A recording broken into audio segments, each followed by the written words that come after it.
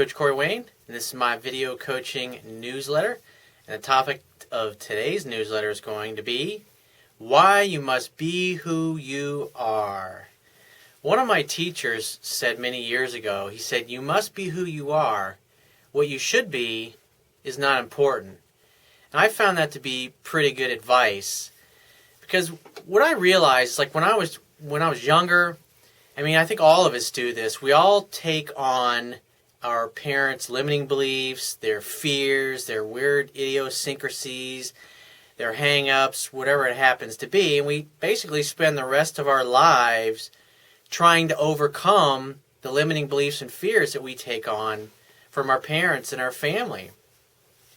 And when you look at our society as a whole, look at TV, for example. It's people and looking at the language that people use. If you've been reading my stuff or watching my videos for a while, you know I pretty much use profanity and foul language, and it's just the way I talk. It's not because I mean anything bad by it, but I was raised in a family of, most of them were all military veterans and very honest, very authentic, just tell it like it is, basically, whether they're happy or bad. And all the friends that I've had, I've talked this way since I was a kid. Obviously, I hid it from my parents, like most little kids do when you use those words. Obviously, when I was working for other people and my boss would tell me to do things that I didn't want to do, I didn't go kiss my ass. Obviously, that'll get you fired. But when you're doing what you want and you're living your life authentically from your truth and who you are, that's really the only way that I've found that I can be happy. Because I spent most of my life, many, many, many years of my life, probably at least 30 years of my life, trying to live up to other people's expectations of what they thought I should be, or trying not to offend people or cause people to judge me harshly or whatever. And it's funny, my mother used to say, you can please some of the people some of the time, but you can't please all of the people all of the time. And it's totally true. And I must have heard that 10,000 times growing up, and so it's like burned in my mind. And especially with what I do now, because I say fuck, I say whatever. I talk about adult subjects. And the bottom line is like 90% of my clients tend to be men. And the reason I started my business and started to focus on men in relationships, because men are the most screwed up in relationships. And some women that are ultra conservative, or they have weird sexual hang-ups, or they have daddy issues, get really upset and get really offended at some of the things that I say. But I'm always real. I will never bullshit you. I'm always going to tell you like it is, because I simply want the best for you. I know that the only way you're going to be really truly happy in life is if you're living your life on your own terms. Because if you try to live your life according to other people's expectations, or try to fit in their little box of who they think you should be, or how they think you should speak, or how you should show up, it's just bullshit. And you'll never be happy. You'll spend the rest of your life trying to bend yourself into a pretzel.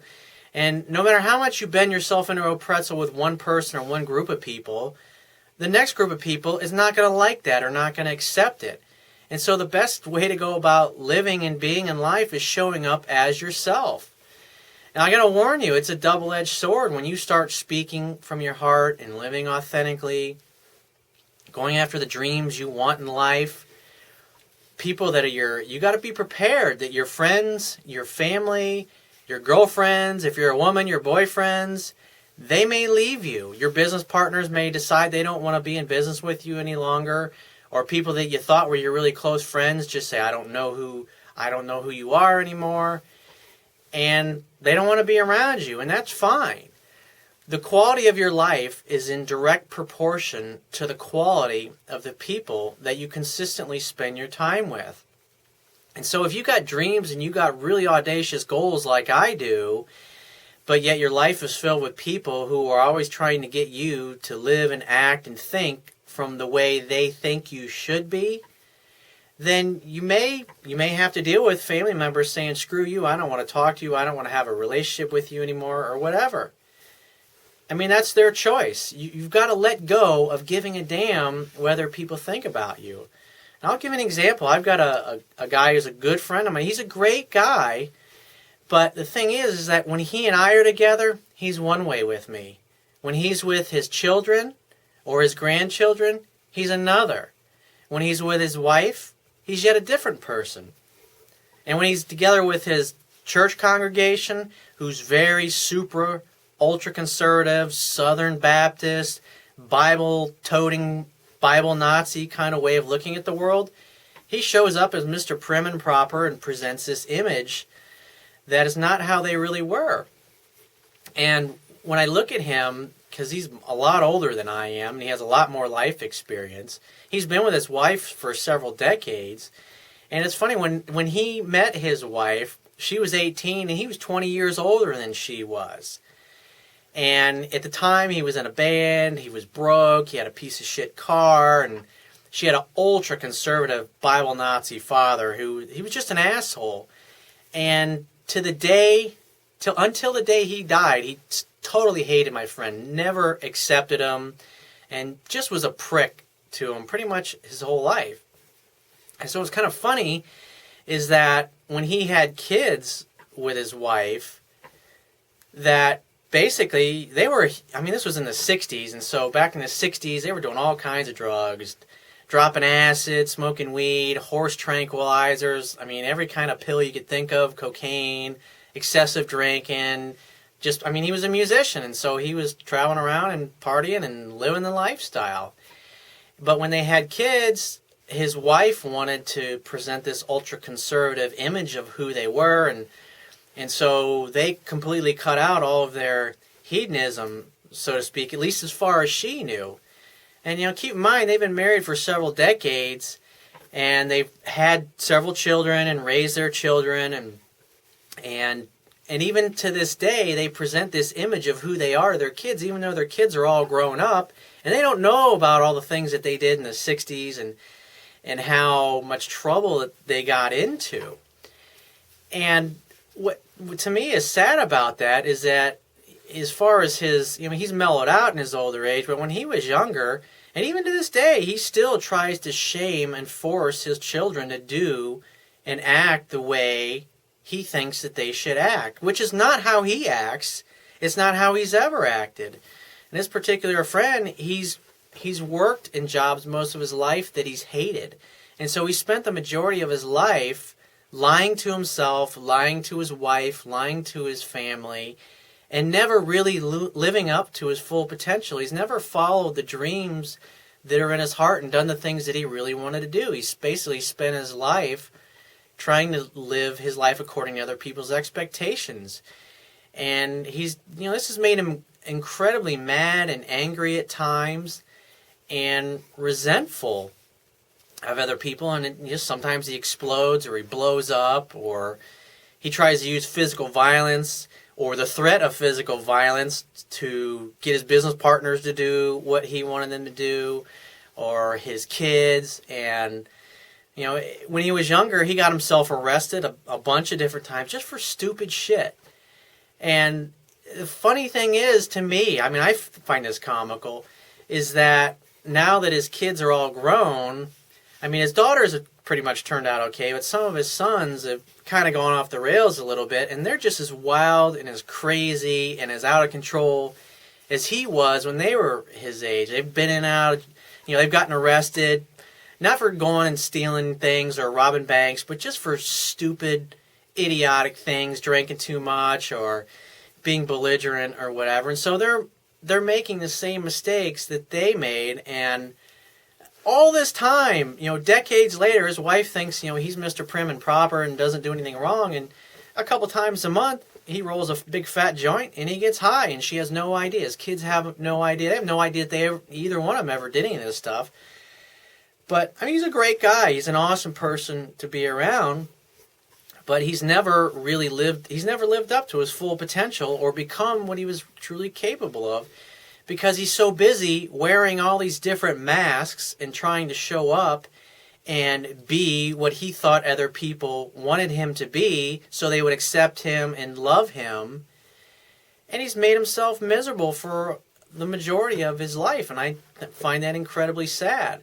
The bottom line is when you raise kids and you try to force them to do what you want, it's like around the time kids get to be about 12 years old If you don't love them unconditionally and mentor them and share your life experience, like, this is what I did and this is what the negative consequences.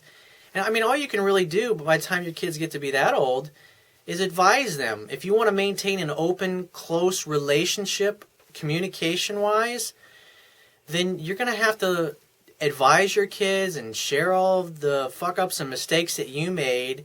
But at the end of the day, you got to love them no matter how they show up. And sometimes you got to let your kids fail and stumble and realize the painful consequences from their actions.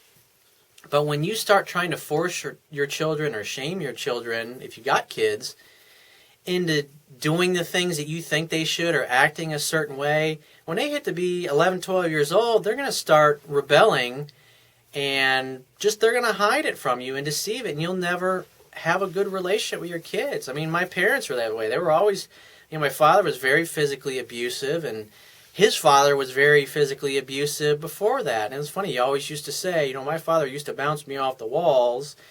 He would always tell me this right before he was about to bounce me off the walls or just beat the hell out of me with a belt or slap me around, throw me across the room or throw me up against the wall when I'm a little kid. And by the time I was 18, I wanted to get the fuck out of there, and I spent very little time at home, and my parents never knew who I was, and for a lot of years they didn't.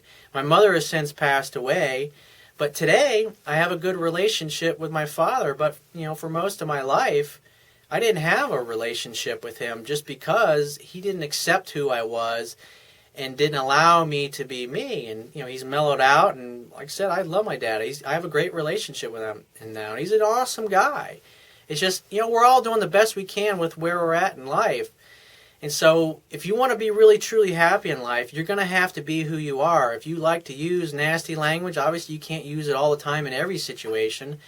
But like on my website and my videos, this is my house. And I'm showing up to be real for you, as I really am, not to present some bullshit image publicly because I'm afraid it's going to offend people. I mean, the bottom line is people who are going through life looking for reasons to get offended are going to get offended no matter what you do. And so the best thing you can do is be yourself, because at the end of the day, no one will ever do or say anything that is not a direct reflection of how they feel about themselves in a moment. So you have to go out and be who you are and succeed and go after your dreams. Because 300 fucking years from now, nobody's going to give a shit who you were or who I was, or they're not going to know anything about us. They're not going to know whether we were politically correct or we were prim and proper or what we said or what we did. I mean, it's going to be totally irrelevant. So the only thing you can do is honor who you are. Honor the person that the Lord created you to be by being yourself and going after the things that you want in life. And if people don't support you, then don't fucking spend very much time around them. Love your family. Choose your peers. The quality of your life is in direct proportion to the quality of the people that you consistently spend your time with. That's something to think about. And so if you find this message of value, you can show your appreciation by going down to the Wibbia toolbar, which is on the bottom of your screen, and clicking the PayPal donate button and donating any amount that you feel is equal to the value of the information in this video and the article if you're watching this on my website. At the very least, please share this page with all of your friends and family by clicking any one of the social network sharing buttons, which are also located on the Wibbia toolbar at the bottom of your screen. And if you have a question that you would like to ask me, or you have a topic that you'd like me to cover in a future video newsletter, then just write down 2 or 3 paragraphs explaining your situation or what you have questions about, what you're doing, what she's doing, what you're saying, and how you're showing up, so I can get an idea of what's going on. And give me several days to get back to you with a detailed response. If you'd like to book a one-on-one phone coaching session with me, then you can click the Products tab at the top of your screen and just follow the instructions for booking a paid phone coaching session with me. And I will talk to you soon.